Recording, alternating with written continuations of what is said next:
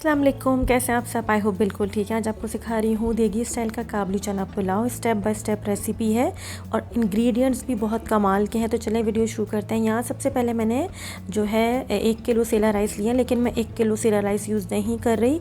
मैं तकरीबन 3 कप से जो है ये बना रही हूँ। आप देख लें, मैंने मेजर करके 3 कप सेला राइस ले लिए थे। उसको धोकर मैंने पहले भिगो के रख दिया है।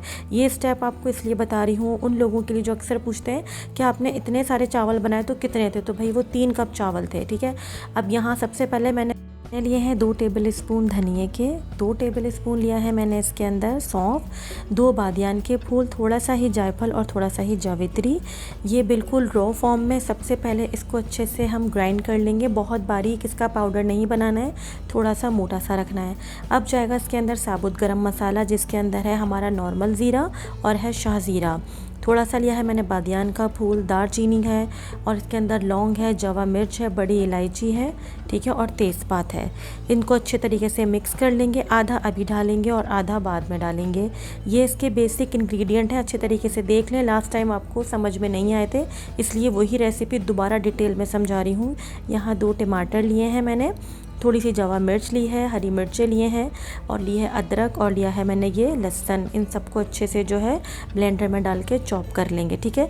आपको जो है लहसुन के छिलके उतारने हैं, ये सिर्फ आपको दिखाने के लिए रखा है। अब मैं आपके सामने ये काम करूँगी। सबसे पहले मैंने अपनी मिक्सी जार में डाल दिया और देख लें, इसको मैंने दरदरा सा एक पाउडर फॉर्म में बना दिया है। आधा अभी यूज़ करेंगे और आधा लास्ट में यूज़ करेंगे। ठीक है। ये वो बेसिक मसाले हैं जो पुलाव के अंदर जाएंगे। यखनी नहीं डल रही, लेकिन इससे जो टेस्ट आएगा ना वो बॉम होगा। ठीक है। और अब जो है ये जिसमें था हमारा टमाटर, हरी मिर्चें, लहसुन, अदरक, ये डाल के इसको भी अच्छे से चॉप कर लेंगे। बारीक पेस्ट नहीं करना है, थोड़ा मोटा मोटा सा रखना है। ठीक है। ये इसके कुछ इंग्रेडिएंट आपको दिखा दिए हैं। अब इसको बनाएंगे कैसे। सबसे पहले हमने ली है प्याज और प्याज को मैंने बारीक काट लिया है और मैंने लिए थे उबले हुए चने। ये उबले हुए चने 2 कप हैं। कच्चे चने 2 कप नहीं लिए थे, उबले हुए चने हैं जो कि 2 कप हैं और ये अच्छे से गले में हैं, ओवर कुक नहीं हुए हुए। इनमें इतनी कसर रखी हुई है कि अगर हम इसको पुलाव के अंदर पकाएं तो ये जो है बिखरे नहीं, टूटे नहीं, बल्कि और मज़ीद अच्छे से इसके अंदर जो है गल जाएँ। इसके साथ हम इसका जो है पानी भी यूज़ करेंगे। ये वही आपके सामने जो मसाला बनाया था, थोड़ी सी जाएगी इसके अंदर इमली। ठीक। अच्छा, ये वही टोमेटो का मिक्सचर है जिसके अंदर हमने हरा मसाला डाल के पीसा था। ये वही साबुत सारे गरम मसाले हैं। इसको आधा अभी डालेंगे, आधा बाद में डालेंगे। आपको बार बार अच्छे से समझा रही हूँ ताकि आपको कोई भी कन्फ्यूजन ना रहे। अब ये थोड़ा सा मैंने लिया था कच्चा सा टमाटर, हरी मिर्चें, हरा धनिया, पुदीना थोड़ा सा और डाला है अदरक का टुकड़ा। चाहे तो लेमन के स्लाइसेस भी करके डाल सकते हैं और ये भी सब एंड में करेंगे। यहाँ सबसे पहले मैंने ले लिया है 1 कप तेल। जी हाँ, 1 कप ही डालना है। अगर आप कम रखेंगे तो बहुत ड्राई राइस हो जाएंगे। आप चाहे तो कम से बना सकते हैं, लेकिन मैं आपको बिल्कुल वैसे ही बताऊंगी जैसा देग में से निकलता है ना, शाइनी सा, बिल्कुल वैसा ही पुलाव बनेगा। प्याज जब आपको लगे हल्की सी ब्राउन होने पर आ रही है, तब आप इसके अंदर आधा गरम मसाला डाल देंगे, आधा रख लेंगे आगे चल के डालने के लिए। इस टाइम डालेंगे और उसको अच्छा सा जो है हम इसको भून लेंगे ताकि इसके अंदर अच्छी सी खुशबू आने लगे। जवा मिर्च आपको ज़रूर डालनी है क्योंकि इस पुलाव की ये जान है। इसके बगैर बिल्कुल भी इतने मज़ेदार पुलाव आपका नहीं बनेगा। अब इसके अंदर डाल देंगे सबसे पहले वो टमाटर वाला पेस्ट। आप देख लें वो कितना मोटा मोटा सा था, बारीक नहीं करना है क्योंकि इसके अंदर कोई कलर नहीं जाएगा, इसलिए जो टमाटर का कलर है उसी से बहुत शानदार कलर आएगा। आप इसको अच्छे से जो है भूनेंगे। अब सबसे पहले मैं क्या कर रही हूँ, मैं डाल दूँगी इसके अंदर वही धनिया और सौंफ का पाउडर। थोड़ा सा बचा लेंगे, तकरीबन 1 टेबल स्पून मैंने बचा लिया है और ये डाल के इसके अंदर डाल देंगे इमली और अब इसको आप अच्छे से भूनेंगे। ये भूनने के बाद आप इसके अंदर थोड़ा सा पानी ऐड करेंगे और इसको 10 से 15 मिनट के लिए जो है पकने के लिए रख देंगे क्योंकि हमने यखनी नहीं बनाई है। सौंफ धनिया की यखनी जो है इसी के अंदर अब रेडी हो जाएगी। ये देख लें ऑयल बिल्कुल सेपरेट हो गया था। अब आप इसको अच्छे से भून रहे हैं। अब मैं इसके अंदर डाल दूंगी वही उबले हुए हमारे काबुली चने। आप चाहें तो इसके अंदर देसी चने भी यूज़ कर सकते हैं, वो बहुत अच्छे लगते हैं। अब देख लें चने मैंने ओवर कुक नहीं करे थे, जो थोड़ी सी भी अगर कसर रह गई होगी तो वो ईज़िली इसके अंदर भूनते हुए हो जाएगी पूरी। थोड़ा सा मैंने पुदीना इसके अंदर डाल दिया था।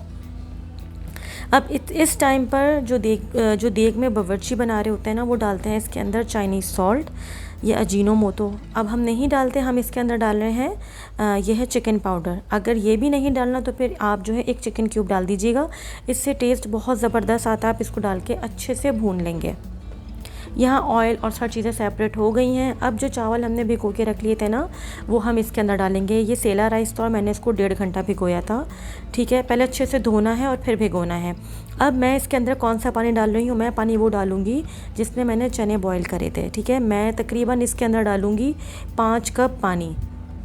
अब ये उन बिगनर्स के लिए जिनको नहीं पता, वो कहते हैं कि चावल में पानी कितना डालना है, तो यहाँ तकरीबन 3 कप जो थे भर के चावल थे। अब इसके अंदर मैंने डाला है तकरीबन 5 कप पानी। ठीक है, पानी डालने के बाद आइडिया ये रखना है कि जो हमारी जो पहली फिंगर होती है उसके ऊपर जो लाइन होती है ना, वहाँ तक जो है ना पानी आना चाहिए। ये देखिए, मैं आपको एक दफ़ा और समझा देती हूँ।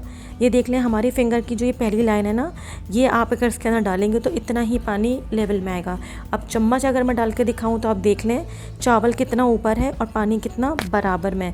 आप ये देखें, बस आपको ज़्यादा पानी नहीं डालना है। अगर आपने ज़्यादा पानी डाला तो जो सेला राइस है ना, वो सारा पानी पी तो लेगा, लेकिन फिर वो आगे चल के दम आने के बाद ना चावल लड्डू से हो जाएंगे। अब जो हमने गरम मसाला और जो हमने सौंफ धनिया का मिक्सचर उठा लिया था पाउडर, वो डालेंगे। और जो आपके सामने टमाटर, हरी मिर्चें, अदरक रखा था, ये डालेंगे। ये आपको इसी टाइम पर ऐड करना है।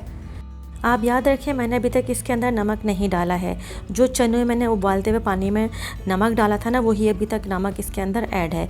थोड़ी सी डाल दिया इसके अंदर ब्राउन की हुई प्याज। और अब मैं इसमें अपने टेस्ट के अकॉर्डिंग डाल रही हूँ 3 टेबल स्पून नमक। नमक मैंने थोड़ा तेज़ इसलिए रखा है क्योंकि सेला राइस में आप जितना भी नमक डालते हैं ना, वो बहुत आगे चल के फीका पड़ जाता है। तो मैंने यहाँ पर थोड़ा सा खुलता हुआ नमक रखा है, लेकिन जब ये पक जाएगा ना तो बिल्कुल बराबर हो जाएगा।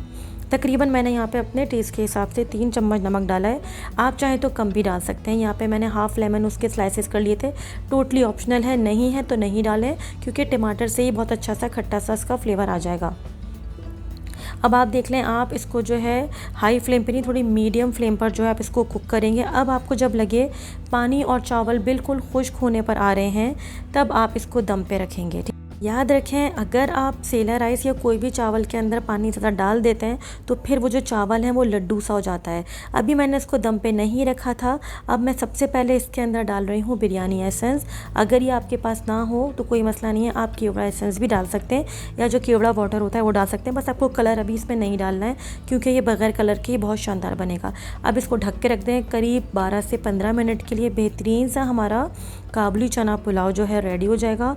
आप इसको पहली दफ़ा चम्मच चलाएंगे और इसको मज़ीद 5 मिनट के लिए दम पे रखेंगे, थोड़ी सी ब्राउन प्याज डाल के। ये जो है काबुली चना पुलाव आप किसी भी मौके पर बना सकते हैं, ज़रूरी नहीं है कि आप सिर्फ मुहर्रम में बनाएं।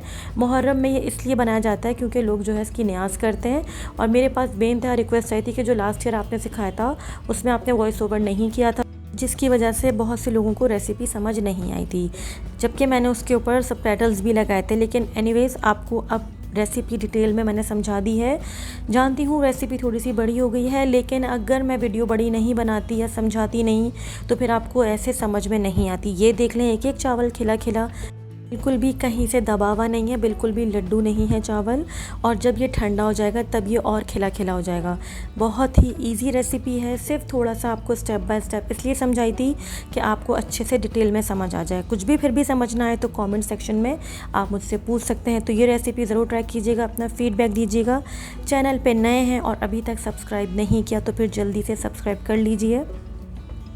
याद रखें इस चीज़ को कि जब भी हम चावल को दम पे रखते हैं तो बार बार खोल के चम्मच नहीं चलाते। बार बार चम्मच चलाने से जो है, अगर चावल में थोड़ी सी भी कसर होती है तो फिर वो चावल टूट जाता है। ठीक है, यहाँ देखें चावल बिल्कुल साबुत है, टूटा भी नहीं है और एकदम खिला खिला है। अच्छा, तो सबसे ज़्यादा जो सवाल मुझसे पूछा जाएगा वो ये कि ये पुलाव जो है कितने लोग खा सकते हैं। आराम से 5 पर्सन सर्विंग है, आराम से इजीली हो के आप इस रेसिपी को फॉलो कर सकते हैं। हमारे यहाँ तो आराम से 5 लोग पेट भर के खा लेते हैं। तो ये रेसिपी ज़रूर ट्राई कीजिएगा और अपना फ़ीडबैक दीजिएगा। तो फिर अगली एक रेसिपी तक के लिए सबा फुरकान को इजाज़त दीजिए। दुआ में याद रखिएगा। टेक केयर, अल्लाह हाफ़िज़।